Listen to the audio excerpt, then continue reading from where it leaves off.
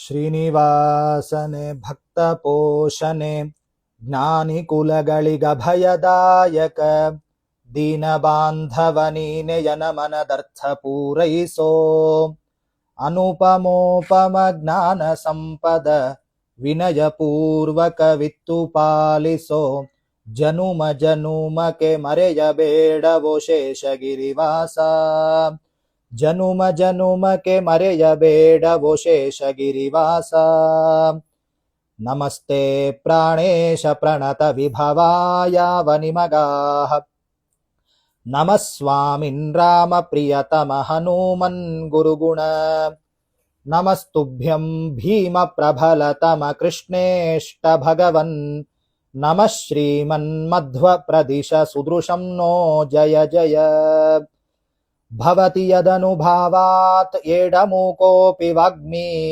ಜಡಮತಿರಪಿ ಜಂತುಃ ಜಾಯತೆ ಪ್ರಾಜ್ಞಮೌಲಿಃ ಸಕಲ ವಚನ ಚೇತೋ ದೇವತಾ ಭಾರತೀ ಸಾ ಮಮ ವಚಸಿ ನಿಧತ್ತಾಂ ಸನ್ನಿಧಿಂ ಮಾನಸೇ ಚ ಶ್ರೀಶಾದಿ ದೇವತಾರಂಭಾಂ ಶ್ರೀಮನ್ಮಧ್ವ ಸುಮಧ್ಯಮಾಂ ಸಾಕ್ಷಾತ್ ಮದ್ಗುರು ಪರ್ಯಂತಾಂ ವಂದೇ ಗುರು ಪರಂಪರಾಂ ಶ್ರೀ ಗುರುಭ್ಯೋ ನಮಃ ಹರಿ ಓಂ.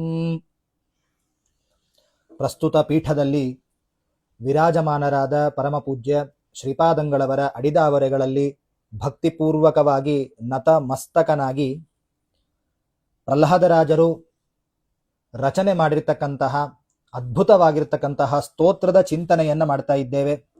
ಪ್ರಹ್ಲಾದ ಉವಾಚ ಬ್ರಹ್ಮಾದಯ ಸುರಗಣ ಮುನಯೋಥ ಸಿದ್ಧಾಃ ಸತ್ವೈಕತಾನ ಮತಯೋ ವಚಸಾಂ ಪ್ರವಾಹೈಃ ನಾಂತಂ ಪರಸ್ಯ ಪರತೋಪ್ಯಧುನಾಪಿ ಯಾಂತಿ ಕಿಂ ತೋಷ್ಟುಮರ್ಹತಿ ಸಮೇ ಹರಿರುಗ್ರಜಾತೇಃ. ಈ ಶ್ಲೋಕದ ಅರ್ಥಚಿಂತನೆಯನ್ನ ನಿನ್ನೆಯ ಪ್ರವಚನದಲ್ಲಿ ನಾವು ಮಾಡಿದ್ವಿ. ಬ್ರಹ್ಮಾದಯ ಸುರಗಣಾಃ, ಎಲ್ಲ ದೇವಾನುದೇವತೆಗಳು ನಿನ್ನ ಸೇವಕರಾಗಿದ್ದಾರೆ ಪರಮಾತ್ಮ. ನಮಾಮಿ ನಿಖಿಲಾಧೀಶ ಕಿರೀಟಾಗೃಷ್ಟ ಪೀಠವತ್ ಹೃತ್ತಮ ಶಮನೇರ್ಕಾಭಂ ಶ್ರೀಪತೆ ಪಾದಪಂಕಜಂ. ದ್ವಾದಶ ಸ್ತೋತ್ರದಲ್ಲಿ ಶ್ರೀಮದ್ ಆಚಾರ್ಯರು ಕೂಡ ನಮ್ಮ ಉಪಾಸನೆಗೆ ಇದೇ ವಿಷಯವನ್ನ ನಿರೂಪಣೆ ಮಾಡಿದ್ದಾರೆ. ಪ್ರಹ್ಲಾದರಾಜರು ಕೂಡ ದೇವಾನುದೇವತೆಗಳು ನಿನಗೆ ಸೇವಕರಾಗಿರಿದ್ದಾರೆ, ಅವರೆಲ್ಲರೂ ಸ್ತೋತ್ರ ಮಾಡ್ತಾ ಇಲ್ಲ. ತಾಮಸ ಜಾತಿಯಲ್ಲಿ ಅಸುರ ಜಾತಿಯಲ್ಲಿ ಹುಟ್ಟಿದವ ನಾನು ಬಂದು ಸ್ತೋತ್ರ ಮಾಡ್ತಾ ಇದ್ದೇನೆ ಪರಮಾತ್ಮ ಪ್ರೀತನಾಗು ಅಂತ ಪ್ರಹ್ಲಾದರಾಜರು ಅದ್ಭುತವಾಗಿರ್ತಕ್ಕಂತಹ ಸಂದೇಶವನ್ನ ನಮಗೆ ನೀಡಿದ್ದಾರೆ. ಒಂದು ಪ್ರಶ್ನೆ ಬರುತ್ತೆ, ಹರಿರುಗ್ರ ಜಾತೇಹೇ ಅಂಥೇಳಿ, ನನ್ನ ಕುಲ ಅದು ದುಷ್ಟ ಕುಲ, ದುಷ್ಟ ಜಾತಿಯಲ್ಲಿ ಹುಟ್ಟಿದವ ನಾನು ಅಂತ ಪ್ರಹ್ಲಾದರಾಜರು ಹೇಳ್ಕೊಳ್ತಾ ಇದ್ದಾರೆ. ಆದರೂ ಕೂಡ ಪ್ರಹ್ಲಾದರಾಜರು ಹೇಗೆ ಸ್ತೋತ್ರ ಮಾಡ್ತಾ ಇದ್ದಾರೆ ಅಂತೆಲ್ಲ ನಮಗೆ ಪ್ರಶ್ನೆ ಬರುತ್ತೆ. ಪ್ರಹ್ಲಾದರಾಜರು ಸ್ತೋತ್ರ ಮಾಡಿದ್ರೂ ಕೂಡ ಆ ಸ್ತೋತ್ರದಿಂದ ನರಸಿಂಹ ಶಾಂತನಾದ. ಏನು ವರಬೇಕಪ್ಪ ಪ್ರಹ್ಲಾದ ಅಂತ ಕೇಳಿದ, ಅನುಗ್ರಹವನ್ನ ಮಾಡಿಬಿಟ್ನಲ್ಲ ಅಂತ ಪ್ರಶ್ನೆ ಬರುತ್ತೆ. ಯಾಕೆಂದ್ರೆ ನನ್ನ ಜಾತಿ ಸರಿ ಇಲ್ಲ, ತಾಮಸ ಕುಲದಲ್ಲಿ ಹುಟ್ಟಿದ್ದೇನೆ ಅಂತ ಬಾಯ್ಬಿಟ್ಟು ಪ್ರಹ್ಲಾದನೇ ಹೇಳ್ಕೊಳ್ತಾ ಇದ್ದಾನೆ. ಆದ್ರೂ ಕೂಡ ನರಸಿಂಹದೇವರು ಅನುಗ್ರಹವನ್ನ ಮಾಡಿದ್ದಾರೆ. ಏನು ಕಾರಣ ಅಂತ ಪ್ರಶ್ನೆ ಬಂದ್ರೆ ಪ್ರಹ್ಲಾದರಾಜರು ಎರಡನೇ ಶ್ಲೋಕದಿಂದಲೇ ಉತ್ತರ ಕೊಡ್ತಾ ಇದ್ದಾರೆ. ಕನ್ಫ್ಯೂಸ್ ಆಗಬೇಡ್ರಿ, ಅಪನಂಬಿಕೆ ಪಡಬೇಡ್ರಿ. ಹೌದು, ನಾನು ಅಸುರ ಕುಲದಲ್ಲಿ ಹುಟ್ಟಿದ್ದೇನೆ, ನನ್ನಲ್ಲಿ ಒಂದು ಬೆಸ್ಟ್ ಕ್ವಾಲಿಟಿ ಇದೆ, ನೀವು ಕೂಡ ಆ ಗುಣವನ್ನ ಜೀವನದಲ್ಲಿ ಅಳವಡಿಸಿಕೊಳ್ರಿ. ಏನು ಗುಣ ಅದು ಅಂದ್ರೆ ಎರಡನೇ ಶ್ಲೋಕದಲ್ಲಿ ಹೇಳ್ತಾರೆ, ಮನ್ಯೇ ಧನಾಭಿಜನ ರೂಪ ತಪಶ್ರುತೌಜ ತೇಜ ಪ್ರಭಾವ ಬಲ ಪೌರುಷ ಬುದ್ಧಿಯೋಗಾ ನಾರಾಧನಾಯ ಹಿ ಭವಂತಿ ಪರಸ್ಯ ಪುಂಸೋ ಭಕ್ತ್ಯಾ ತುತೋಷ ಭಗವಾನ್ ನನುಯೂಥಪಾಯ. ನಾಲ್ಕನೇ ಸಾಲು, ಭಕ್ತ್ಯಾ ತುತೋಷ ಭಗವಾನ್ ನನುಯೂಥಪಾಯ. ಜೀವನದಲ್ಲಿ ತುಂಬ ಇದೆ, ನನಗೆಲ್ಲ ಇದೆ ಅಂತ ಬೀಗಬೇಡ್ರಿ. ಧನಾಭಿಜನ, ಧನ ಅಭಿಜನ ರೂಪ ತಪಃ ಶ್ರುತ ಓಜಃ ತೇಜಃ ಪ್ರಭಾವ ಪೌರುಷ ಬುದ್ಧಿ ಯೋಗಾಹ, ಯಾವುದು ಬೇಡ ಅಂತ ಪ್ರಹ್ಲಾದರಾಜರು ಎಲ್ಲ ತೆಗೆದು ಹಾಕಿಬಿಟ್ರು, ಎಲ್ಲ ಡಿಲೀಟ್ ಮಾಡಿಬಿಟ್ರು. ಧನ, ಒಳ್ಳೆ ಶ್ರೀಮಂತರಾಗಿದ್ದೀವಿ ನಾವು, ಬೇಕಾದಷ್ಟು ಮಕ್ಕಳು ಮೊಮ್ಮಕ್ಕಳು ಮರಿ ಮೊಮ್ಮಕ್ಕಳು ಕೂತ್ಕೊಂಡು ಏನು ಕೆಲಸ ಮಾಡುವ ಅವಶ್ಯಕತೆ ಇಲ್ಲ, ಕೂತ್ಕೊಂಡು ಚೆನ್ನಾಗಿ ತಿಂದ್ರು ಕೂಡ ನಮ್ಮ ಆಸ್ತಿಯ 1% ಮಾತ್ರ ಖರ್ಚಾಗತ್ತೆ, ಅಷ್ಟು ಹಣ ಇದೆ, ಸಂಪತ್ತಿದೆ ನಮ್ಮ ಹತ್ರ, ಪರಮಾತ್ಮ ನಮಗೆ ಒಲಿದು ಬಿಡ್ಲಿ ಅಂತ ಅನ್ಕೊಳ್ಬೇಡ್ರಿ. ಹಣ ಇದ್ದ ಮಾತ್ರಕ್ಕೆ ಪರಮಾತ್ಮ ಒಲಿಯಲ್ಲ. ಪ್ರಹ್ಲಾದರಾಜರು ಹೇಳುವ ಮಾತು. ಅಭಿಜನ, ಒಳ್ಳೆ ಕುಲದಲ್ಲಿ ಹುಟ್ಟಿದ್ದೀನಿ ನಾನು, ನಮ್ಮ ತಾತ ಅಂಥವರು, ನಮ್ಮ ಮುತ್ತಾತ ಅಂಥವರು, ನಮ್ಮ ವಂಶ ಅಂಥದ್ದು ಅಂತ ವಂಶದ ಹೆಸರಿಟ್ಟುಕೊಂಡೇ ಪ್ರಸಿದ್ಧರಾಗಬೇಡ್ರಿ. ಅಂಥ ವಂಶದಲ್ಲಿ ಹುಟ್ಟಿದ್ದೀನಿ ಆಚಾರ್ಯ, ಹಾಗಾಗಿ ಪರಮಾತ್ಮ ನನ್ನ ಮುಂದೆ ಬಂದೇ ಬಿಡ್ಲಿ, ನನ್ನ ಪರಮಾತ್ಮನ ಅನುಗ್ರಹ ಪೂರ್ತಿಯಾಗಿ ನನ್ನ ಮೇಲೆ ಇರ್ಲಿ, ಯಾಕೆಂದ್ರೆ ಅಂಥ ಕುಲದಲ್ಲಿ ನಾನು ಹುಟ್ಟಿದ್ದೀನಿ ಅಂತ ಬೀಗಬೇಡ್ರಿ. ಒಳ್ಳೆ ಕುಲದಲ್ಲಿ ಹುಟ್ಟಿದ ಮಾತ್ರ ಪರಮಾತ್ಮ ಒಲಿಯೋಲ್ಲ. ರೂಪ, ನೋಡ್ಲಿಕ್ಕೆ ಅದ್ಭುತವಾಗಿದ್ದೀನಿ, ಸೌಂದರ್ಯ ನೋಡ್ಲಿಕ್ಕೆ ಅದ್ಭುತವಾಗಿದ್ದೀನಿ, ನಮ್ಮೂರಲ್ಲಿ ನಾನೇ ಸುಂದರಿ, ನಮ್ಮೂರಲ್ಲಿ ನಾನೇ ಸುಂದರ ಅಂತ ಬೀಗಬೇಡ್ರಿ. ಸೌಂದರ್ಯ ಇದ್ದ ಮಾತ್ರ ಪರಮಾತ್ಮ ಒಲಿಯಲ್ಲ. ಧನ, ಅಭಿಜನ, ರೂಪ, ತಪಃ, ಕೃಚ್ರ, ಚಾಂದ್ರಾಯಣ ಎಲ್ಲ ಉಗ್ರವಾದ ತಪಸ್ಸನ್ನು ಮಾಡಿಬಿಟ್ಟಿದ್ದೀನಿ. ತಪಸ್ಸು ಮಾಡಿ ಮಾಡಿ ಮಾಡಿ ಮಾಡಿನೇ ಪರಮಾತ್ಮನನ್ನು ಒಲಿಸ್ಕೊಳ್ತೀನಿ ಅಂತ ತಪಸ್ಸಿಗೆ ನಿಲ್ಬೇಡ್ರಿ. ಕೇವಲ ತಪಸ್ಸಿಗೆ ನಿಲ್ಬೇಡ್ರಿ, ತಪಸ್ಸನ್ನೇ ಮಾಡಬೇಡ್ರಿ ಅಂತ ಅರ್ಥ ಅಲ್ಲ, ಕೇವಲ ತಪಸ್ಸಿಗೆ ನಿಲ್ಬೇಡ್ರಿ, ಪರಮಾತ್ಮ ಒಲಿಯಲ್ಲ. ಶ್ರುತ, ಎಷ್ಟು ಬಾರಿ ಭಾಗವತ ಕೇಳಿದ್ದೇನೋ ಸಪ್ತಾಹಗಳನ್ನ, ಎಷ್ಟು ಬಾರಿ ರಾಮಾಯಣ ಮಹಾಭಾರತ ಉಪನ್ಯಾಸಗಳನ್ನು ಕೇಳಿದ್ದೇನೋ. ಯಾವುದೇ ಸನ್ಯಾಸಿಗಳು ನಮ್ಮ ಊರಿಗೆ ಬರಲಿ, ಯಾವುದೇ ಆಚಾರ್ಯರು ನಮ್ಮ ಊರಿಗೆ ಬರಲಿ, ಎಲ್ಲ ಉಪನ್ಯಾಸಗಳಿಗೆ ನಾನು ಇದ್ದೇ ಇರ್ತೀನಿ. ಹಾಗಾಗಿ ಅಷ್ಟು ಉಪನ್ಯಾಸಗಳನ್ನ ಕೇಳಿ ಕೇಳಿ ಕೇಳಿ ಸಚ್ಚಾಸ್ತ್ರಗಳನ್ನ ಶ್ರವಣ ಮಾಡಿಬಿಟ್ಟಿದ್ದೀನಿ. ಹಾಗಾಗಿ ಶ್ರವಣ ಮಾಡಿದ್ದಕ್ಕೇನೆ ನನಗೆ ಪರಮಾತ್ಮ ಒಲಿಬೇಕು. ಒಲಿತಾನ ಅಂದ್ರೆ ಪ್ರಹ್ಲಾದರಾಜರು ಒಲಿಯಲ್ಲ ಅಂತ ಹೇಳಿದ್ರು. ಹಾಗಾಗಿ ಕೇವಲ ಶ್ರವಣ ಮಾಡಿದ್ರಿಂದ ಒಲಿಯಲ್ಲ. ತೇಜಃ, ಬ್ರಹ್ಮ ವರ್ಚಸ್ಸು, ಮುಖದ ಮೇಲೆ ಭಾರಿ ವರ್ಚಸ್ಸಿದೆ, ವರ್ಚಸ್ಸಿನಿಂದ ಪರಮಾತ್ಮನನ್ನು ಒಲಿಸ್ಕೊಳ್ತೀನಿ, ಸಾಧ್ಯ ಇಲ್ಲ. ಬಲ, ನಮ್ಮೂರಲ್ಲಿ ನಾನೇ ಬಲವಂತ, ಅದ್ಭುತವಾಗಿ ಶಕ್ತಿ ನನಗಿದೆ, ಬುದ್ಧಿಶಕ್ತಿ ಇದೆ, ಮೈ ಶಕ್ತಿ, ದೇಹದ ಶಕ್ತಿ ಇದೆ, ಪರಮಾತ್ಮ ಒಲಿಬೇಕು ಅಂದ್ರೆ ಒಲಿಯಲ್ಲ. ಯೋಗಾಹ, ಧ್ಯಾನದಿಂದ ಪರಮಾತ್ಮ ಒಲಿಯಲ್ಲ. ಯಾವುದರಿಂದ ಪರಮಾತ್ಮ ಒಲಿತಾನೆ? ನಾರಾಧನಾಯಹಿ ಭವಂತಿ ಪರಸ್ಯ ಪುಂಸೋ ಭಕ್ತ್ಯಾ ತುತೋಷ ಭಗವಾನ್ ನನು ಯೂಥಪಾಯ. ಇದನ್ನೆಲ್ಲ ಬಿಟ್ಬಿಡ್ರಿ. ಪರಮಾತ್ಮ ಒಲಿಯೋದು ಕೇವಲ ಭಕ್ತಿಯಿಂದ ಮಾತ್ರ. ಭಕ್ತಿಯಿಂದ ಪರಮಾತ್ಮ ಒಲಿತಾನೆ. ಒಂದು ಬಂಗಾರದ ದೀಪಸ್ತಂಭ ಇದೆ, ಎಲ್ಲರ ಮನೆಯಲ್ಲಿ ಬೆಳ್ಳಿದಿರುತ್ತೆ. ಹಬ್ಬಬ್ಬ ಅಂದ್ರೆ ಶ್ರೀಮಂತರು ಬೆಳ್ಳಿದ್ ಇಟ್ಕೊಂಡಿರ್ತಾರೆ, ಅದಕ್ಕಿಂತ ಶ್ರೀಮಂತರು ಬಂಗಾರದ ದೀಪಸ್ತಂಭ, ಸಮಯ ಅಂತ ಕರಿತೀವಿ, ಬಂಗಾರದ ದೀಪಸ್ತಂಭ ಇಟ್ಕೊಂಡಿರ್ಬೋದು. ದೇವಸ್ಥಾನಗಳಲ್ಲಿ, ಸಂಸ್ಥಾನಗಳಲ್ಲಿ ನಾವು ಬಂಗಾರದ ದೀಪಸ್ತಂಭವನ್ನ ಕಾಣ್ತೇವೆ. ಬಂಗಾರದ ದೀಪಸ್ತಂಭ ಇದೆ ಒಬ್ರು ಮನೆಯಲ್ಲಿ. ಮನೆ ಯಜಮಾಂತಿ ಬಂದ್ಲು, ಬಂಗಾರದ ದೀಪಸ್ತಂಭಕ್ಕೆ ಬತ್ತಿಯನ್ನ ಹಾಕಿದ್ಲು. ಬಂಗಾರದ್ದು ನೋಡಿದ್ರೆ ದೀಪಸ್ತಂಭ ಬಂಗಾರದ್ದು, ಬತ್ತಿಯನ್ನ ಹಾಕಿದ್ಲು. ಆಮೇಲೆ ಯಜಮಾಂತಿ ಅದಕ್ಕೆ ಅಗ್ನಿ ಸ್ಪರ್ಶವನ್ನ ಮಾಡ್ತಾಳೆ, ಅಂದ್ರೆ ದೀಪ ಹಚ್ಚಬೇಕು ಅಂತ ಕಡ್ಡಿಯನ್ನ ಕೊರೆದು ದೀಪವನ್ನ ಹಚ್ತಾಳೆ, ಬೆಂಕಿ ಸ್ಪರ್ಶವನ್ನ ಮಾಡ್ತಾಳೆ. ಅದು ಹತ್ಕೊಳ್ಳಲ್ಲ. ಯಾಕ್ರಿ ಹತ್ಕೊಳ್ಳಲ್ಲ ಅಂತ? ಯಾಕೆಂದ್ರೆ ಬಂಗಾರದ ಸಮಯದು, ಬಂಗಾರದ ದೀಪಸ್ತಂಭ, ಅದಕ್ಕೆ ಬತ್ತಿ ಇಟ್ಟ ತಕ್ಷಣ, ಬೆಂಕಿ ಕೊಟ್ಟ ತಕ್ಷಣ ದೀಪ ಉರಿಬೇಕಲ್ಲ. ಅಂದ್ರೆ ಇಲ್ಲ, ಮಣ್ಣಿಂದು ಪ್ರಣತಿ ಆಗ್ಲಿ, ಹಿತ್ತಾಳೆದಾಗ್ಲಿ, ಬೆಳ್ಳಿದಾಗ್ಲಿ, ಬಂಗಾರದ್ದಾಗ್ಲಿ, ವಜ್ರದ್ದಾಗ್ಲಿ, ದೀಪಸ್ತಂಭ ಸರಿ, ಅದಕ್ಕೆ ಬೇಕಾಗಿದ್ದು ಪ್ರಧಾನವಾಗಿ ಎಣ್ಣೆ ಬೇಕು. ಹಾಗಾಗಿ ದೀಪ ಉರಿಬೇಕು ಆದ್ರೆ ಎಣ್ಣೆ ಬೇಕು. ನಮ್ಮ ಅಕೌಂಟಲ್ಲಿ ₹1 ಇಲ್ಲ, ಅಕೌಂಟಲ್ಲಿ ₹1 ಇಲ್ಲ, ಝೀರೋ ಬ್ಯಾಲೆನ್ಸ್. ನಾವು ಬೇಕಾದಷ್ಟು ಚೆಕ್ ಬರೆದು ಕೊಟ್ರೆ ಬ್ಯಾಂಕಿಗೆ ಅದು ಸರಿ ಹೋಗುತ್ತಾ? ಇಲ್ಲೇ ಇಲ್ಲ. ಹೇಗೆ ದೀಪಕ್ಕೆ ಎಣ್ಣೆ ಮುಖ್ಯವೋ, ನಮ್ಮ ಜೀವನದಲ್ಲಿ ಪರಮಾತ್ಮ ಒಲಿಬೇಕು ಅಂದ್ರೆ ಭಕ್ತಿ ಮುಖ್ಯ. ಭಕ್ತ್ಯ ತುತೋಷ ಭಗವಾನ್ ನನು ಯೂಥಪಾಯ. ಪ್ರಹ್ಲಾದರಾಜರು ಇಡೀ ಪ್ರಪಂಚಕ್ಕೆ, ಮನುಕುಲಕ್ಕೆ ನೀಡ್ತಕ್ಕಂತಹ ಮತ್ತೊಂದು ಸಂದೇಶ ಇದು. ಭಕ್ತಿ ಮಾಡ್ರಿ. ನನ್ನಲ್ಲೇ ದುಡ್ಡು ಜಾಸ್ತಿ ಇದೆ, ನಾನೇ ಅತ್ಯಂತ ಸೌಂದರ್ಯವತಿ, ಸೌಂದರ್ಯ ಉಳ್ಳ ಪುರುಷ, ನನ್ನ ಕುಲವೇ ದೊಡ್ಡ ಕುಲ, ನನ್ನ ಜಾತಿಯೇ ಅದ್ಭುತವಾಗಿರತಕ್ಕಂತಹ ಜಾತಿ ಅಂತ ಬೀಗಬೇಡ್ರಿ. ಭಕ್ತಿ ಮಾಡಿದ್ರೆ ಪರಮಾತ್ಮ ಒಲಿತಾನೆ. ಭಕ್ತ್ಯ ಭಜತೆ ಪುಂಸಾಂ ಶಿಲಾಪಿ ಫಲದಾಯಿನಿ. ಭಕ್ತಿಯಿಂದ ಪರಮಾತ್ಮನ ಸ್ತೋತ್ರವನ್ನ ಮಾಡಿದ್ರೆ ಪರಮಾತ್ಮ ಒಲಿದೇ ಒಲಿತಾನೆ, ಯಾವುದನ್ನ ನೋಡಲ್ಲ. ಶಬರಿಯಲ್ಲಿ ಏನಿತ್ತು? ಪರಮಾತ್ಮ ಅದ್ಭುತವಾಗಿ ರಾಮರೂಪವನ್ನ ಸ್ವೀಕಾರ ಮಾಡಿ ಶಬರಿಗೆ ಅನುಗ್ರಹವನ್ನ ಮಾಡಿರ್ತಕ್ಕಂತಹ ಕಥೆ ನಾವು ರಾಮಾಯಣದಲ್ಲಿ ಕಾಣ್ತೀವಿ. ನಮ್ಮ ಕನಕದಾಸರಿದ್ರು, ಕನಕದಾಸರ ಜಾತಿ ಯಾವುದು, ಕನಕದಾಸರ ಕುಲ ಯಾವುದು, ಕನಕದಾಸರು ಹೇಗಿದ್ರು ಅಂತ ನಾವು ಅವರ ಚರಿತ್ರೆಯಲ್ಲಿ ಕಾಣ್ತೇವೆ. ಕನಕದಾಸರಿಗೆ ಅದ್ಭುತವಾಗಿ ಪರಮಾತ್ಮ ಅನುಗ್ರಹವನ್ನ ಮಾಡಿದ. ಹಾಗಾಗಿ ಕನಕದಾಸರು ಪರಮಾತ್ಮನಿಗೆ ಏನ್ ಮಾಡಿಲ್ಲ, ದಿವ್ಯವಾದ ಭಕ್ತಿಯನ್ನ ಪರಮಾತ್ಮನ ಮೇಲೆ ತೋರಿಸಿದ್ರು. ಪರಮಾತ್ಮ ಕನಕದಾಸರಿಗೆ ಒಲಿದ. ಹಾಗಾಗಿ ಅದನ್ನೇ ಪ್ರಹ್ಲಾದರಾಜರು ಹೇಳ್ತಾ ಇದ್ದಾರೆ, ನನಗೆ ಹಣ ಇದೆ. ಹಿರಣ್ಯಕಶಿಪು ಕುಬೇರನನ್ನೇ ಹೆದರಿಸಿ ಜೀವನವನ್ನು ಮಾಡ್ತಾ ಇದ್ದ.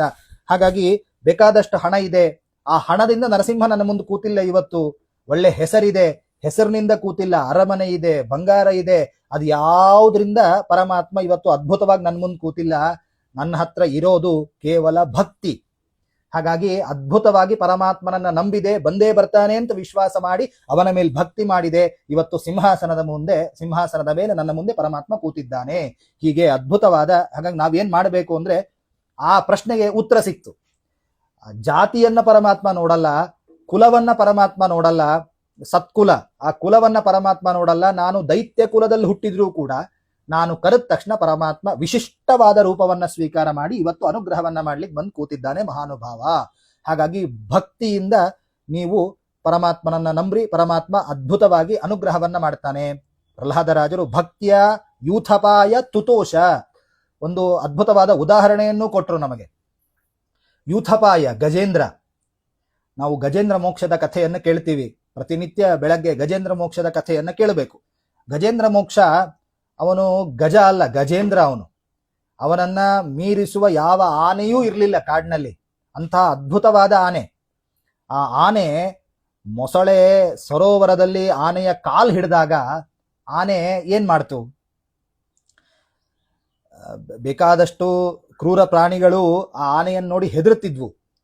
ಅಷ್ಟಿದ್ರೂ ಕೂಡ, ಎಷ್ಟೇ ಪ್ರಯತ್ನ ಪಟ್ಟರೂ ಕೂಡ ಎಲ್ಲ ಬಾಂಧವರು ಬರ್ತಿದ್ರು. ಆನೆಯನ್ನ ನೋಡಿ ಪೇಚಾಡಿಕೊಂಡು ಅಯ್ಯೋ ಪಾಪ ಹೀಗಾಗ್ಬಾರ್ದಾಗಿತ್ತು ಅಂತ ಮುಂದಕ್ಕೆ ಹೋಗ್ತಿದ್ವು. ಆಗಿನ ಕಾಲಕ್ಕೆ ಫೋನ್ ಇರಲಿಲ್ಲ, ಇಲ್ಲಂದ್ರೆ ಫೋಟೋ ತಕ್ಕೊಂಡು ಅಪ್ಲೋಡ್ ಮಾಡಿ ಹೋಗ್ತಿದ್ವು. ಹಾಗಾಗಿ ಹೀಗೆ ಏನಾದ್ರೂ ಕೂಡ ಗಜಗಳ ಹಿಂಡೆ ಬರ್ತಿತ್ತು ಪ್ರತಿನಿತ್ಯ ಗಜೇಂದ್ರನ ನೋಡ್ಲಿಕ್ಕೆ. ಎಷ್ಟೋ 100 ವರ್ಷ ಸಮರ ನಡೆದಿದೆ. ಮೊಸಳೆ ನೀರಿನಲ್ಲಿ ಗಟ್ಟಿಯಾಗಿ ಹಿಡಿತಾ ಇದೆ. ನೀರಿನಲ್ಲಿದ್ರೆ ಮೊಸಳೆಗೆ ಶಕ್ತಿ ಜಾಸ್ತಿ. ಹಾಗಾಗಿ ಮೊಸಳೆ ಎಳಿತಾ ಇದೆ. ರಕ್ತಮಯವಾಗಿ ತುಂಬಿತು ಆ ಕೊಳದ ನೀರು. ಅಕ್ಕಟ ಗತಿಯಾರು ಇನ್ನು ಕೊನೆಗೆ ಅಂತ ಸ್ತೋತ್ರ ಮಾಡ್ತಾನೆ. ಹಾಗಾಗಿ ಇಷ್ಟೆಲ್ಲ ಆದ್ರೂ ಕೂಡ ಎಲ್ಲ ಗಜರಾಜನಿಗಿತ್ತು. ಗಜರಾಜ ಏನು ಮಾಡ್ಲಿಲ್ಲ. ಭಕ್ತಿ, ಯಾರು ನನ್ನನ್ನ ರಕ್ಷಣೆ ಮಾಡ್ಲಿಕ್ಕಿಲ್ಲ, ಎಲ್ಲ ಬಾಂಧವರು ಕೂಡ ಸುಮ್ಮನೆ ಬಂದು ನೋಡ್ಕೊಂಡು ಪೇಚಾಡ್ಕೊಂಡು ಹೋಗ್ತಾರೆ, ಪರಮಾತ್ಮ ಮಾತ್ರ ರಕ್ಷಣೆ ಮಾಡ್ತಾನೆ ಅಂತ ಭಕ್ತಿ ಮಾಡಿ ಪರಮಾತ್ಮನಿಗೆ ಒಂದು ಪುಷ್ಪವನ್ನ ಗಜರಾಜ ಅರ್ಪಿಸಿದ. ಪರಮಾತ್ಮ ಓಡೋಡಿ ಬಂದ. ಹಾಗಾಗಿ ಗಜರಾಜನೇ ಸಾಕ್ಷಿ, ಅದಕ್ಕಿಂತ ಹೆಚ್ಚು ನಾನೇ ಸಾಕ್ಷಿ ಅಂತ ಪ್ರಹ್ಲಾದರಾಜರಂತಾರೆ. ಹಾಗಾಗಿ ನಿಮ್ಮ ಕುಲ ದೊಡ್ಡದು ಅಂತ ನೀವು ಪರಮಾತ್ಮನನ್ನ ಒಲಿಸ್ಕೊಳ್ತೀವಿ ಅನ್ನೋ ಭ್ರಮೆಯಲ್ಲಿ ಬದುಕಬೇಡ್ರಿ, ಭಕ್ತಿಯನ್ನ ಜೀವನದಲ್ಲಿ ತಂದುಕೊಳ್ರಿ ಅಂತ ಅದ್ಭುತವಾದ ಉಪದೇಶವನ್ನ ಪ್ರಹ್ಲಾದರಾಜರು 2ನೇ ಶ್ಲೋಕದಲ್ಲಿ ಮಾಡ್ತಾ ಇದ್ದಾರೆ. ಆಮೇಲೆ 3ನೇ ಶ್ಲೋಕದಲ್ಲಿ ಯಾವ ಸಂದೇಶವನ್ನ ಕೊಡ್ತಾ ಇದ್ದಾರೆ? ಪ್ರಹ್ಲಾದರಾಜರ ಒಂದೊಂದು ಶ್ಲೋಕವೂ ಕೂಡ ಪ್ರಪಂಚಕ್ಕೊಂದೊಂದು ಸಂದೇಶ. ಹಾಗಾಗಿ ಶ್ರೀಪಾದಂಗಳವರು ಆನ್ಲೈನ್ ಪ್ರವಚನ ವ್ಯವಸ್ಥೆ ಮಾಡಿದ್ದಾರೆ. ಬೇಸಿಗೆ ಕಾಲದಲ್ಲಿ ಅಧಿಕ ಮಾಸದಲ್ಲಿ ಪ್ರವಚನ ಆಗಬೇಕು ಅಂತ ಆದೇಶ ಕೊಟ್ಟಿದ್ದಾರೆ. ಪ್ರಹ್ಲಾದರಾಜರು ಮಾಡಿದ ಅದ್ಭುತವಾದ ನರಸಿಂಹದೇವರ ಸ್ತೋತ್ರವನ್ನ ಚಿಂತನೆ ಮಾಡ್ತಾ ಇದ್ದೀವಿ. ಒಂದೊಂದು ಶ್ಲೋಕದಿಂದ ಪ್ರಹ್ಲಾದರಾಜರು ಒಂದೊಂದು ಸಂದೇಶವನ್ನ ಕೊಟ್ಟಿದ್ದಾರೆ. ಆ ಸಂದೇಶವನ್ನ ಜೀವನದಲ್ಲಿ ಅಳವಡಿಸಿಕೊಂಡಾಗ ಮಾತ್ರ ಈ ಆನ್ಲೈನ್ ಅಂತರ್ಜಾಲದ ಮೂಲಕ ಏನು ಜ್ಞಾನಯಜ್ಞ ಗುರುಗಳು ಆದೇಶ ಮಾಡಿದ್ದಾರೆ ಅದಕ್ಕೆ ಸಾರ್ಥಕತೆ ಬರುತ್ತೆ ಅಂತ ಹೇಳ್ತಾ 2ನೇ ಶ್ಲೋಕದಲ್ಲಿ ಭಕ್ತಿಯನ್ನ ಬಿಡಬೇಡ್ರಿ ಅನ್ನುವ ಸಂದೇಶವನ್ನ ಪ್ರಹ್ಲಾದರಾಜರು ಮನುಕುಲಕ್ಕೆ ಕೊಟ್ಟರು. 3ನೇ ಶ್ಲೋಕದಿಂದ ವಿಪ್ರಾತ್ ದ್ವಿಷಡ್ಗುಣಯುತಾದರವಿಂದ ನಾಭ ಪಾದಾರವಿಂದ ವಿಮುಖಾಚ್ವಪಚಂ ವರಿಷ್ಠಂ ಮನ್ನೇ ತದರ್ಪಿತ ಮನೋವಚನಾತ್ಮ ಗೇಹ ಪ್ರಾಣಃ ಪುನಾತಿ ಸಕಲಂ ನತು ಭೂರಿಮಾನಃ. 3ನೇ ಶ್ಲೋಕದಿಂದ ಬ್ರಾಹ್ಮಣನಾದವನು ಹೇಗಿರಬೇಕು ಅಂತ,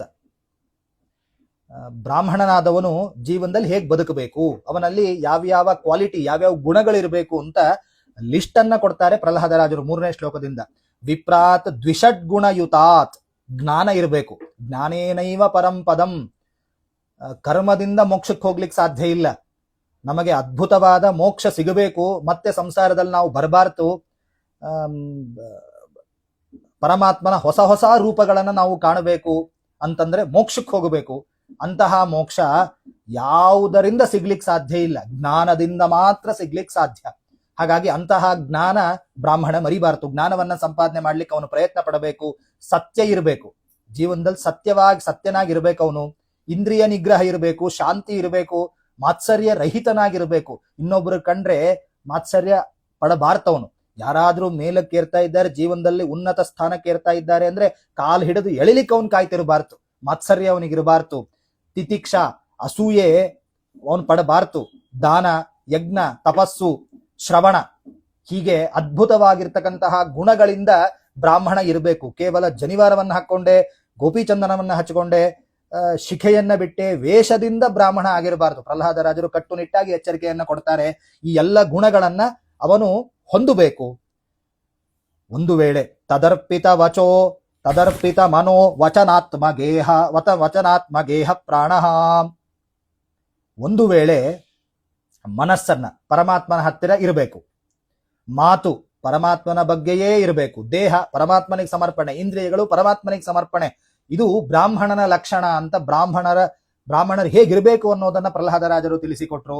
ಒಂದು ವೇಳೆ ಇಂಥ ಬ್ರಾಹ್ಮಣ, ಈ ಎಲ್ಲ ಕ್ವಾಲಿಟಿಗಳು ಬ್ರಾಹ್ಮಣನ ಹತ್ರ ಇಲ್ಲ ಅಂದ್ರೆ, ಅಂಥ ಬ್ರಾಹ್ಮಣ ಹೇಗ್ ಬೈದಿದ್ದಾರೆ ಪ್ರಹ್ಲಾದರಾಜರು ಅಂದ್ರೆ, ಸ್ವಪಚಂ ವರಿಷ್ಠಂ, ಅಂತಹ ಬ್ರಾಹ್ಮಣನಿಗಿಂತ ನಾಯಿಯನ್ನ ಬೇಯಿಸಿ ತಿನ್ನುವವನೇ ಲೇಸು ಅಂತ. ಎಂಥ ಕೇಳಿಸ್ಕೊಳ್ಳಿಕ್ಕೆ ಸಾಧ್ಯ ಇಲ್ಲ ಇಂಥ ಪದಗಳನ್ನ, ಅಷ್ಟು ಘೋರವಾಗಿ ಪ್ರಹ್ಲಾದರಾಜರು ಬೈದಿದ್ದಾರೆ. ವಿಪ್ರಾತ್ ಸ್ವಪಚಂ ವರಿಷ್ಠಂ, ಪ್ರಹ್ಲಾದರಾಜರು ಹೇಳಿದ ಈ ಎಲ್ಲ ಕ್ವಾಲಿಟಿಗಳನ್ನ ಜೀವನದಲ್ಲಿ ಅಳವಡಿಸಿಕೊಳ್ಳದೇ ಇರ್ತಕ್ಕಂತಹ ಬ್ರಾಹ್ಮಣನಿಗಿಂತ ನಾಯಿಯನ್ನ ಬೇಯಿಸಿ ತಿನ್ನುವವನೇ ಶ್ರೇಷ್ಠ ಅಂತ ಬೈದರು. ಹಾಗಾಗಿ ಏನ್ ಮಾಡ್ಬೇಕು ನಾವು ಅಂತಂದ್ರೆ, ಪ್ರಹ್ಲಾದರಾಜರು ಕೊಟ್ಟಂತಹ ಗುಣಗಳನ್ನ ಅಳವಡಿಸಿಕೊಳ್ಳಿಕ್ಕೆ ಪ್ರಯತ್ನ ಪಡಬೇಕು. ಯಾವ ಗುಣಗಳು ಇಲ್ಲದಿದ್ರೂ ಪರವಾಗಿಲ್ಲ, ಅವರು ಹೇಳಿದ ಯಾವ ಗುಣಗಳು ಇಲ್ಲದೇ ಇದ್ರೂ ಪರವಾಗಿಲ್ಲ, ಆದ್ರೆ ಭಕ್ತಿ ಮಾತ್ರ ಪರಮಾತ್ಮನಲ್ಲಿ ಬೇಕು, ಭಕ್ತಿ ಮಾತ್ರ ಇರಲೇಬೇಕು. ಭಕ್ತಿ ಇದ್ರೆ ಮಾತ್ರ ಎಲ್ಲ ಗುಣಗಳು ತನ್ನಷ್ಟಕ್ಕೆ ತಾನೇ ಬರ್ತಾವೆ. ಅಥವಾ ಈ ಎಲ್ಲ ಗುಣಗಳು ಇಲ್ಲದೇ ಇದ್ರೂ ಕೂಡ ಪರಮಾತ್ಮ ಭಕ್ತಿಯನ್ನಂತೂ ನೋಡೇ ನೋಡ್ತಾನೆ. ಹಾಗಾಗಿ ಭಕ್ತಿಯನ್ನ ಮರಿಬೇಡ್ರಿ ಅಂತ ಪುನಃ ಎಚ್ಚರಿಕೆಯನ್ನ ಕೊಟ್ರು. ನಮಗೊಂದು ಪ್ರಶ್ನೆ ಇದ್ರ ಮೇಲೆ ಏನು ಅಂದ್ರೆ, ವಿಪ್ರಾತ್ ಸ್ವಪಚಂ ವರಿಷ್ಠಂ ಅನ್ನುವ ಮಾತನ್ನ ಪ್ರಹ್ಲಾದರಾಜರು ಆಡಿಬಿಟ್ರಲ್ಲ. ಈ ಮಾತನ್ನ ಪ್ರಹ್ಲಾದರಾಜರು ಆಡಿದ್ದು, ಪ್ರಹ್ಲಾದರಾಜರೇ ಹೇಳ್ಕೊಂಡಂಗೆ, ಪ್ರಹ್ಲಾದರ ಇಡೀ ಇತಿಹಾಸ ಕಂಡಂಗೆ ಪ್ರಹ್ಲಾದರಾಜರು ದೈತ್ಯ ಕುಲದಲ್ಲಿ ಹುಟ್ಟಿದ ಒಬ್ಬ ವ್ಯಕ್ತಿ. ಪ್ರಹ್ಲಾದರಾಜರು ದೈತ್ಯರಿಗೂ ಬ್ರಾಹ್ಮಣರಿಗೂ ಮೊದಲಿಂದನೇ ಆಗಲ್ಲ, ಇಬ್ಬರು ಆಗದೇ ಇಲ್ಲ, ಇಬ್ರು ಜಗಳ. ದೈತ್ಯರಿಗೂ ಬ್ರಾಹ್ಮಣರಿಗೂ ಜಗಳ ಆದ್ದರಿಂದ ಬ್ರಾಹ್ಮಣರನ್ನ ನಿಂದನೆಯನ್ನು ಮಾಡ್ತಾ ಇದ್ದಾರೆ ಪ್ರಹ್ಲಾದರಾಜರು ಅಂತ ಒಂದು ಈ ಶ್ಲೋಕವನ್ನ ಗಮನಿಸಿದಾಗ ನಮಗೆ ಅರ್ಥ ಆಗುತ್ತೆ. ಯಾಕಂದ್ರೆ ಸ್ವಪಚಂ ವರಿಷ್ಠಂ, ಬ್ರಾಹ್ಮಣನಿಗಿಂತ ನಾಯಿಯನ್ನ ಬೇಯಿಸಿ ತಿನ್ನುವವನೇ ಶ್ರೇಷ್ಠ ಅಂದ್ಬಿಟ್ರೆ ಬ್ರಾಹ್ಮಣರಿಗೆ ಬೈದಂಗೆ ಆಯ್ತಲ್ಲ ಪ್ರಹ್ಲಾದರಾಜರು ಬ್ರಾಹ್ಮಣರಿಗೆ ಬೈದ್ರು ಅಂತ. ಹಂಗ ಆರೋಪ ಮಾಡಬಾರ್ದು. ಭಾಗವತೋತ್ತಮರು, ಭಾಗವತ ಧರ್ಮಗಳನ್ನೆಲ್ಲ ಪ್ರತಿನಿತ್ಯ ಆಚರಣೆ ಮಾಡುವ ಮಹಾನುಭಾವರು ಪ್ರಹ್ಲಾದರಾಜರು. ಬ್ರಾಹ್ಮಣರಿಗೆ ಬ್ರಾಹ್ಮಣಾಹ ಮಮ ದೇವತಾಹ ಅಂತ ಭಗವಂತನೇ ಹೇಳಿದ್ದಾನೆ. ಬ್ರಾಹ್ಮಣರು ನನಗ್ ಬಹಳ ಮುಖ್ಯರಾದವರು. ಹಾಗಾಗಿ ಇದು ಪ್ರಹ್ಲಾದರಾಜರಿಗೂ ಗೊತ್ತು. ಆಮೇಲೆ ಇನ್ನೊಂದು ಗಮನಿಸ್ಬೇಕು, ಪ್ರಹ್ಲಾದರಾಜರು ಹಾಗೆ ಬೈದಿದ್ದಲ್ಲ, ಇನ್ನೊಂದೇನು ಗಮನಿಸ್ಬೇಕು ಅಂದ್ರೆ, ಆ ಪ್ರಹ್ಲಾದರಾಜರು ಈ ಶ್ಲೋಕವನ್ನ, ಈ ಪ್ರಾರ್ಥನೆಯನ್ನ ಮಾಡ್ತಿರ್ಬೇಕಾದ್ರೆ ಅಲ್ಲಿ ಯಾರ್ಯಾರು ಇದ್ದಾರೆ ಅನ್ನೋದನ್ನ ಗಮನಿಸ್ರಿ. ಸಾಕ್ಷಾತ್ ಪರಮಾತ್ಮನೇ, ಸರ್ವೋತ್ತಮನಾದ ಅಖಿಲಾಂಡ ಕೋಟಿ ಬ್ರಹ್ಮಾಂಡ ನಾಯಕನಾದ ಪರಮಾತ್ಮ ಮುಂದೆ ಕೂತಿದ್ದಾನೆ. ಅವನ ಮುಂದೆ ಪ್ರಹ್ಲಾದನ ಹಿಂದೆ ಎಲ್ಲ ದೇವತೆಗಳು ನಿಂತಿದ್ದಾರೆ. ನಿನ್ನೆ ಉಪನ್ಯಾಸದಲ್ಲಿ ಹೇಳಿದಂತೆ ಬ್ರಾಹ್ಮಣೋತ್ತಮರಾದ ಬ್ರಹ್ಮದೇವರೇ ಸ್ವತಃ ನಿಂತಿದ್ದಾರೆ. 4 ಮುಖದಿಂದ ನಿರಂತರವಾಗಿ ವೇದವನ್ನ ಪಾರಾಯಣ ಮಾಡುವ ಅದ್ಭುತವಾದ ಬ್ರಹ್ಮದೇವರು ಬ್ರಾಹ್ಮಣೋತ್ತಮರವರು. ಅವ್ರು ಸುಮ್ಮನೆ ಇದ್ದಾರೆ. ಇವರು ಸರ್ವೋತ್ತಮನ ಸನ್ನಿಧಾನದಲ್ಲಿ, ಜೀವೋತ್ತಮನ ಸನ್ನಿಧಾನದಲ್ಲಿ ಪ್ರಹ್ಲಾದರಾಜರು ಒಂದು ಮಾತಾಡಿದ್ದಾರೆ ಅಂದ್ರೆ ಅದು ಸಮ್ಮತವೇ, ಅದಕ್ಕೆ ಗ್ರೀನ್ ಸಿಗ್ನಲ್ ಬಿತ್ತು ಅಂತಾನೆ ಅರ್ಥ. ತಪ್ಪಾಗಿ ಯಾವತ್ತೂ ಪ್ರಹ್ಲಾದರಾಜರು ಮಾತಾಡಿಲ್ಲ. ಹಾಗಾಗಿ ನರಸಿಂಹದೇವರು ಸುಮ್ಮನೆ ಇದ್ರು, ಅಥವಾ ಪ್ರಹ್ಲಾದರಾಜರು ಈ ಸ್ತೋತ್ರವನ್ನ ಮಾಡಿದಾಗ ಬ್ರಹ್ಮದೇವರು ಸುಮ್ಮನೆ ಇದ್ರು ಅಂದ್ರೆ ಆ ಮಾತು ಸಮ್ಮತ ಅಂತಾನೆ ಅರ್ಥ. ಪ್ರಹ್ಲಾದರಾಜರು ಬ್ರಾಹ್ಮಣರನ್ನ ನಿಂದನೆ ಮಾಡಿದ್ದಲ್ಲ. ಯಾಕೆಂದ್ರೆ ಇಂತಹ ಗುಣಗಳನ್ನ ಬ್ರಾಹ್ಮಣ ಹೊಂದಿಲ್ಲ ಅಂದ್ರೆ ಇಂತಹ ಗುಣಗಳನ್ನ ಹೊಂದಲೇಬೇಕು ಅಂತ ಸಿದ್ಧಾಂತ. ಹಾಗಾಗಿ ಇಂತಹ ಗುಣಗಳನ್ನು ಒಂದು ವೇಳೆ ಬ್ರಾಹ್ಮಣ ಹೊಂದಿಲ್ಲ ಅಂದ್ರೆ ಅಂಥ ಬ್ರಾಹ್ಮಣನೇ ಅಲ್ಲ ಅಂತ ಪ್ರಹ್ಲಾದರಾಜರು ಹೇಳಿದ್ರು. ಹಾಗಾಗಿ ಬೈದದ್ದಲ್ಲ ಅಂತ ನಾವು ಗಮನಿಸ್ಬೇಕು. ಆಮೇಲೆ ವಿಪ್ರಾತ್ ದ್ವಿಷಡ್ಗುಣಯುತಾತ್, ವಿಪ್ರಾತ್ ಇನ್ನೊಂದು ಸ್ವಾರಸ್ಯ ಏನು ಅಂದ್ರೆ, ವಿಪ್ರಾತ್ ಅದು ಏಕವಚನ. ವಿಪ್ರಾತ್ ಅನ್ನೋದು ಏಕವಚನ. ಪ್ರಹ್ಲಾದರಾಜರು ಏಕವಚನವನ್ನ ಬಳಸಿ ಎಲ್ಲಾ ಬ್ರಾಹ್ಮಣರನ್ನ ಗ್ರಹಣೆ ಮಾಡಿಲ್ಲ. ಎಲ್ಲಾ ಬ್ರಾಹ್ಮಣರು ಕೂಡ ಬ್ರಾಹ್ಮಣರಿಗಿಂತ ನಾಯಿಯನ್ನ ಬೇಯಿಸಿ ತಿನ್ನುವವನೇ ಶ್ರೇಷ್ಠ ಅಂತ ಅಂದಿದ್ದಲ್ಲ. ಒಂದು ವೇಳೆ ಬ್ರಾಹ್ಮಣರನ್ನ ಪ್ರಹ್ಲಾದರಾಜರು ಬೈದಿದ್ದಾರೆ ಅಂತಾನೆ ಇಟ್ಕೊಂಡ್ರೆ ವಿಪ್ರಾತ್ ಏಕವಚನ ಪ್ರಯೋಗ ಮಾಡ್ತಿರ್ಲಿಲ್ಲ. ಏಕವಚನ ಪ್ರಯೋಗ ಮಾಡಿದ್ರಿಂದ ಗೊತ್ತಾಗತ್ತೆ ಅಂತಂದ್ರೆ, ಎಲ್ಲರ ಕಥೆ, ಎಲ್ಲಾ ಬ್ರಾಹ್ಮಣರ ಹಣೆ ಬರಲ್ಲ ಇದು, ಯಾರೋ ಒಬ್ರು 100ರಲ್ಲಿ ಒಬ್ರು ಅಂತ ಆ ರೀತಿ. ಮೂರಲ್ಲಿ ಒಬ್ರು ಆ ರೀತಿ ಇರ್ತಾರೆ, ಆಗ್ಲೂ ಇರಬಾರ್ದು ಅಂತ ಪ್ರಹ್ಲಾದರಾಜರು ಹೇಳಿದ್ದು. ಎಂಥ ಅದ್ಭುತವಾದ ಪ್ರಹ್ಲಾದರಾಜರ ಸ್ತೋತ್ರ ಅನ್ನೋದನ್ನು ಗಮನಿಸ್ತೀನಿ. ನಾನು ನಿನ್ನೆ ಹೇಳಿದ್ದೆ, ಇದು ಏಕಾಂತದಲ್ಲಿ ಪೆನ್ನು ಪೇಪರ್ ತೆಗೆದುಕೊಂಡು ಯೋಚನೆ ಮಾಡಿ ಮಾಡಿ ಏಕವಚನ ಹಾಕಬೇಕೋ ಬಹುವಚನ ಹಾಕಬೇಕೋ, ನನ್ನ ಮೇಲೆ ಇಂಥ ಸಂಶಯಗಳು ಬರ್ತಾವೆ, ಏನ್ ಮಾಡಬೇಕು ಅಂತ ಪ್ರಹ್ಲಾದರಾಜರು ನಿಧಾನವಾಗಿ ಬೇಕಾದಷ್ಟು ಸಮಯ ತಗೊಂಡು ದಿನಗಟ್ಲೆ ತಗೊಂಡು ಬರೆದಂತಹ ಸ್ತೋತ್ರ ಅಲ್ಲ. ಅದ್ಭುತವಾದ ರೂಪವನ್ನ ಸ್ವೀಕಾರ ಮಾಡಿ ಪರಮಾತ್ಮ ಬಂದು ಕೂತಿದ್ದಾನೆ, ಬ್ರಹ್ಮದೇವರು ನೀನೇ ಸ್ತೋತ್ರ ಮಾಡಪ್ಪ ಅಂತ ಕಳಿಸಿದ್ರು. ಆ ಸ್ಪಾಟ್ ಅಲ್ಲಿ ಹೊರಟಂತಹ ಸ್ತೋತ್ರ ಇದು. ಆ ಸ್ತೋತ್ರದಲ್ಲೂ ಕೂಡ ಅದ್ಭುತವಾದ ಜ್ಞಾನವನ್ನ ಪ್ರಹ್ಲಾದರಾಜರು ಪ್ರದರ್ಶನ ಮಾಡಿದ್ದಾರೆ. ಅಂದ್ರೆ ನಾರದರ ಉಪದೇಶ ಎಂಥದ್ದು ಅಂತ ನಾವು ಆಲೋಚನೆ ಮಾಡಬೇಕು. ಹಾಗಾಗಿ ಪ್ರಹ್ಲಾದರಾಜರು ಈ ಪ್ರಸಂಗದಲ್ಲಿ ತಮ್ಮ ದೈತ್ಯ ಬುದ್ಧಿಯನ್ನ ತೋರಲಿಲ್ಲ, ವಿಶಿಷ್ಟವಾಗಿರತಕ್ಕಂತಹ ಬುದ್ಧಿಯನ್ನ ಪ್ರಹ್ಲಾದರಾಜರು ತೋರಿಸಿದ್ರು ಅಂತ ನಾವು ಗಮನಿಸಬಹುದು. ಆಮೇಲೆ ಮುಂದಿನ ಶ್ಲೋಕ, ನೈವಾತ್ಮನಃ ಪ್ರಭುರಯಂ ನಿಜ ಲಾಭ ಪೂರ್ಣೋ ಮಾನಂ ಜನಾದ ವಿದುಷಃ ಕರುಣೋ ವೃಣೀತೆ ಯದ್ಯಜ್ಜನೋ ಭಗವತೆ ವಿದಧೀತ ಮಾನಂ ತಚ್ಚಾತ್ಮನೆ ಪ್ರತಿಮುಖಸ್ಯ ಯಥಾ ಮುಖಶ್ರೀ. ಮುಂದಿನ ಶ್ಲೋಕವನ್ನ ಹೊರಡಿಸ್ತಾರೆ ಪ್ರಹ್ಲಾದರಾಜರು. ಒಂದೊಂದು ಶ್ಲೋಕವೂ ಕೂಡ ಅದ್ಭುತವೇ, ಒಂದೊಂದು ಶ್ಲೋಕವೂ ಕೂಡ ಅದ್ಭುತವಾದ ಸಂದೇಶವೇ. ಒಂದು ಪ್ರಶ್ನೆ ಏನು ಅಂದ್ರೆ, ನಾವು ಭಗವಂತನಿಗೆ ಬೇಕಾದಷ್ಟು ಸಮರ್ಪಣೆ ಮಾಡ್ತೀವಿ, ಯಜ್ಞಗಳ ಮೂಲಕ, ನೈವೇದ್ಯಾದಿಗಳ ಮೂಲಕ, ಬೇಕಾದಷ್ಟು ನೈವೇದ್ಯ ಪ್ರಕ್ರಿಯೆ ಮೂಲಕ ನಾವು ಬೇಕಾದಷ್ಟು ಪದಾರ್ಥಗಳನ್ನ ಪರಮಾತ್ಮನಿಗೆ ಸಮರ್ಪಣೆ ಮಾಡ್ತೀವಿ. ನಮಗೆಲ್ಲ ಕಾಡೋ ಪ್ರಶ್ನೆನೇ ಇದು. ಅದಕ್ಕೆ ಪ್ರಹ್ಲಾದರಾಜರು ಉತ್ತರ ಕೊಡ್ತಾರೆ, ಎಲ್ಲಾ ಪದಾರ್ಥಗಳನ್ನ ಪರಮಾತ್ಮನಿಗೆ ಸಮರ್ಪಣೆ ಮಾಡಿದ್ರೆ ದೇವರು ಆ ಎಲ್ಲ ಪದಾರ್ಥಗಳನ್ನ ಸ್ವೀಕಾರ ಮಾಡ್ತಾನ, ತಗೊಳ್ತಾನ ಅಂತ ಒಂದು ಪ್ರಶ್ನೆ. ಇದು ತಗೊಳ್ತಾನೆ, ನಾವ್ ಏನು ಕೊಟ್ಟರು ಕೂಡ ದೇವರು ತಗೊಳ್ತಾನೆ ಅಂತ ಉತ್ತರ ಕೊಟ್ಟರೋ ಕಷ್ಟ ಇದೆ. ಯಾಕೆಂದ್ರೆ ನಮ್ಮ ಹತ್ರ ಏನಿಲ್ವೋ ಅದನ್ನ ಇನ್ನೊಬ್ರು ಕೊಟ್ಟಾಗ ನಾವು ಸ್ವೀಕಾರ ಮಾಡ್ತೀವಿ. ನಮ್ಮ ಹತ್ರ 1 ಕೋಟಿ ರೂಪಾಯಿ ಇಲ್ಲ, ಯಾರಾದ್ರೂ ಬಂದು 1 ಕೋಟಿ ರೂಪಾಯಿ ತಗೊಳ್ರಿ ಆಚಾರ್ಯ ಅಂದ್ರೆ ಖಂಡಿತ ತಗೊಳ್ತೀವಿ ಅಂತ ತಗೊಂಡ್ಬಿಡ್ತೀವಿ ನಾವು ಖುಷಿಯಿಂದ. ಪರಮಾತ್ಮನ ಸ್ಥಿತಿ ಅದೇ ರೀತಿ ಆಯ್ತು. ಈಗ ನಾವು ಏನೇನು ಕೊಟ್ಟರು ಕೂಡ ಪರಮಾತ್ಮ ತಗೊಳ್ತಾನೆ ಅಂತ ಅಂದ್ರೆ ಹಿಂದೆ ಅವನಲ್ಲಿ ಇರ್ಲಿಲ್ಲ ಅಂತ ಆಯ್ತು. ಅವನನ್ನ ಪೂರ್ಣ ಅಂತ ಹೆಂಗ್ ಉಪಾಸನೆ ಮಾಡ್ತೀರಿ? ಅಪೂರ್ಣ ಆದವನು.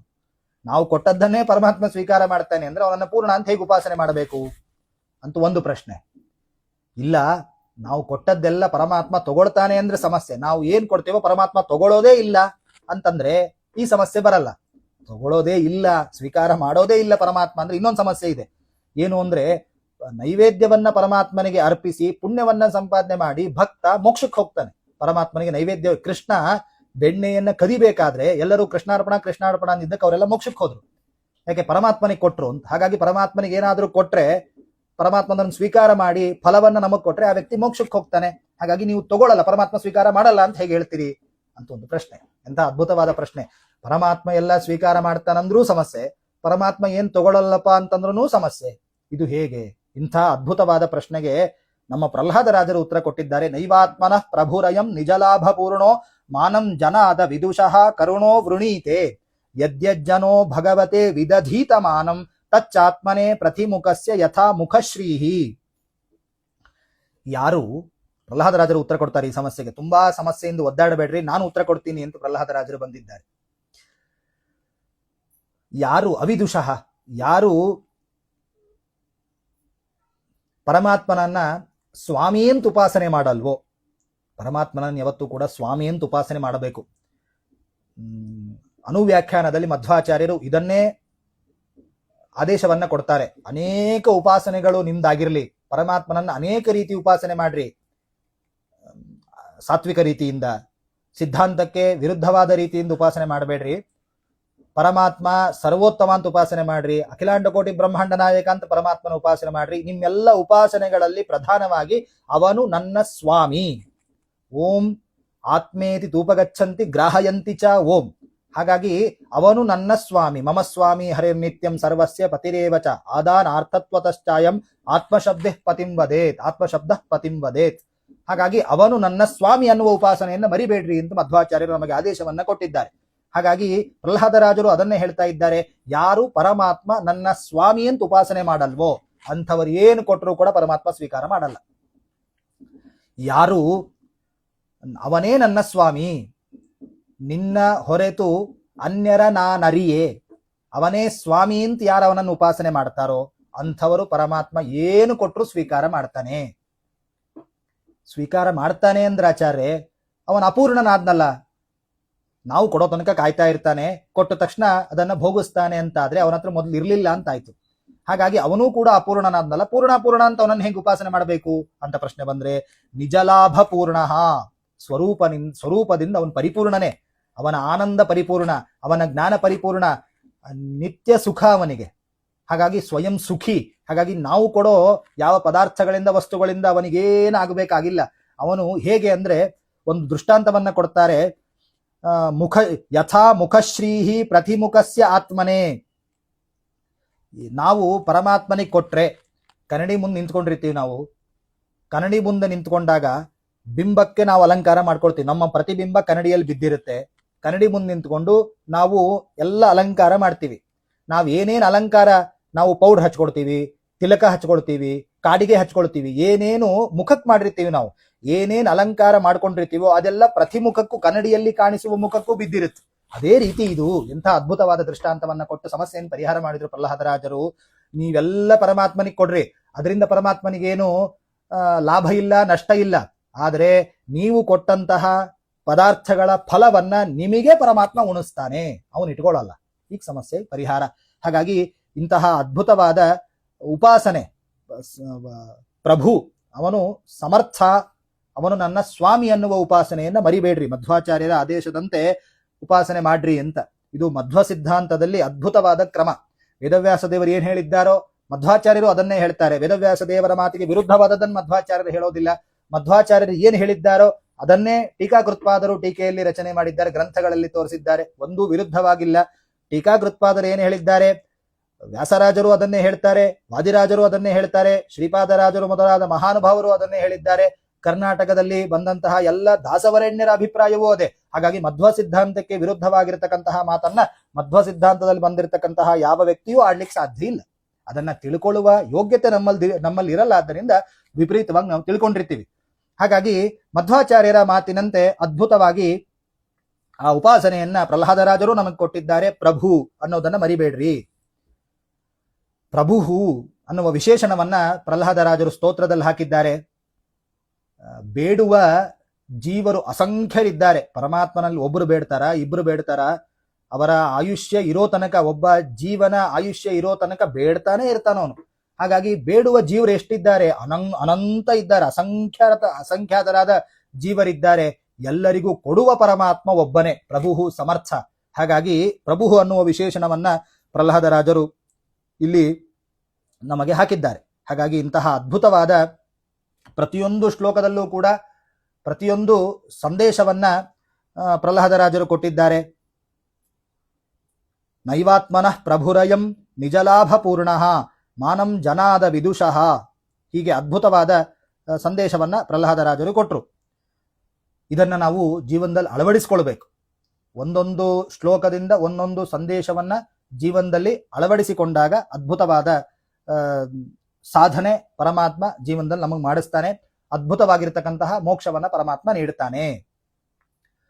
ಹೀಗೆ ಪ್ರತಿಯೊಂದು ಶ್ಲೋಕದ ಸಂದೇಶದಿಂದ ಕೂಡಿರ್ತಕ್ಕಂತಹ ಶ್ಲೋಕದ ಸ್ತೋತ್ರದ ಚಿಂತನೆಯನ್ನ ನಾವು ಮಾಡ್ತಾ ಇದ್ದೇವೆ.